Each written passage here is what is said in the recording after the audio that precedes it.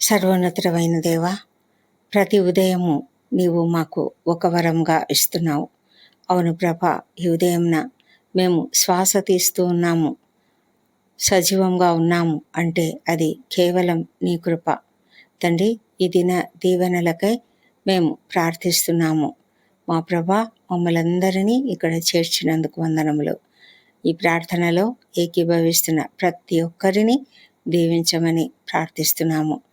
తండ్రి, ఈ ఉదయకాలంన మేము మా ఎదుట అనేకమైన సమస్యలు, అనేకమైన పనులు, ప్రాజెక్టులు, ఇంకా ఎన్నెన్నో మా ఎదుట ఉన్నాయి ప్రభా. ప్రతి పని నీ చిత్త ప్రకారంగా నీవు మమ్మల్ని నడిపిస్తుండగా మేము చేయుటకు మాకు కృప దయచేయమని నిన్ను ప్రార్థిస్తున్నాము.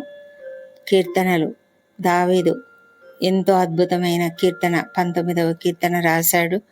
ఆ కీర్తన ప్రకారము 8వ వచనంలో, యెహోవా ఉపదేశములు నిర్దోషమైనవి, అవి హృదయమును సంతోషపరచును. యెహోవా ఏర్పరిచిన ధర్మము నిర్మలమైనది, అది కన్నులకు వెలుగిచ్చును.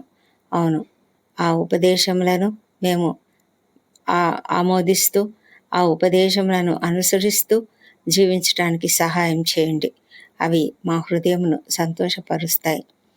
నీవేర్పరిచిన ధర్మము నిర్మలమైనది, మా కన్నులకు అది వెలిగిస్తుంది.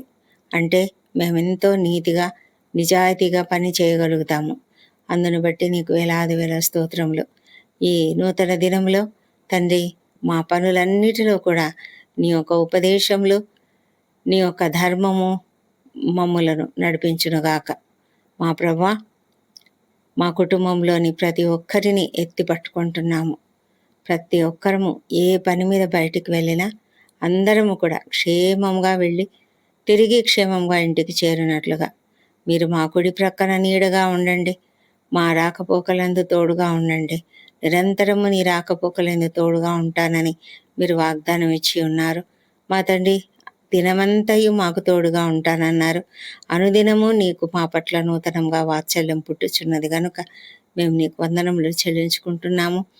మా ప్రభా, మా ప్రతి పనిని కూడా మీరు జయప్రదంగా చేస్తారని, నిశ్చిత ప్రకారం మేము జీవించడానికి మీరు సహాయం చేస్తారని నమ్ముతున్నాము. ఈ దిన దీవెనలు మా పైన నిండుగా కుమ్మరించమని ప్రార్థించుకుంటూ ఈ ప్రార్థన యేసు నామములో అడిగి వేడుకుంటున్నాం తండ్రి. Amen, amen.